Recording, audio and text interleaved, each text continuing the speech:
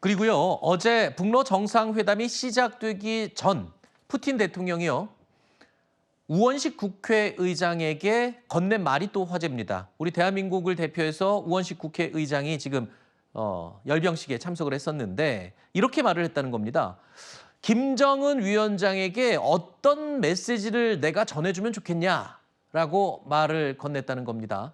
우원식 의장 평화와 번영의 시대 열어나가기를 희망한다 이렇게 말을 한 건데요.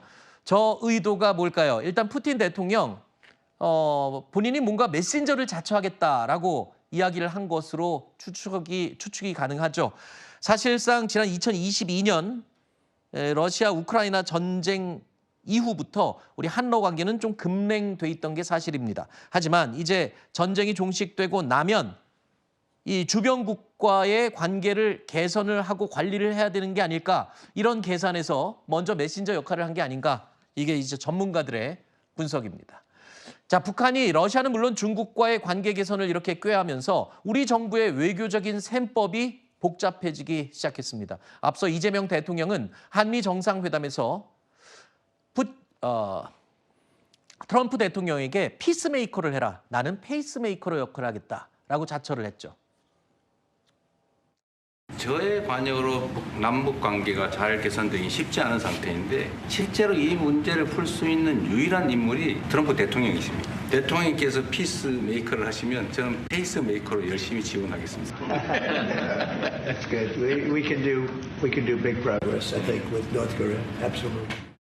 방중을 결정하고 하는 과정에서 대통령실과는 소통이 있었고요. 그런 소통 과정에서 가게 된다는 점을 말씀드립니다.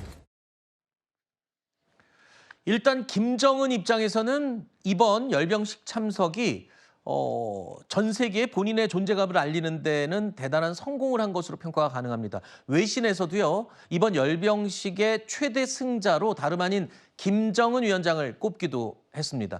북한이 중국, 러시아의 동맹으로 어깨를 나란히 하면서 국제적인 왕따 이미지를 이제 벗어난 게 아니냐, 이런 얘기까지 나오고 있는데요. 이렇게 되면 아까 제가 말씀드린 것처럼 이재명 대통령, 이제 북중러 동맹이 명확해진 상황에서 우리는 한미일 동맹을 어떻게 유지할지에 대한 아주 중요한 과제가 남았군요. 예, 아마 그런 판단을 아마 미리 예견을 하고 이 이재명 정부의 외교안보 정책의 방향을 명확히 잡았다고 저는 봅니다. 네. 결국 북중러의 위협, 또 이 연대, 여기에 대비해서 한미동맹을 기초로 한 한미일 안보 협력을 강화한다는 그런 기조하에 이번에 한일 정상회담, 한미 정상회담을 했고, 사실 한반도의 지속 가능한 평화를 가져오는 것이 이재명 정부의 중요한 목표 중에 하나 아닙니까? 그렇죠.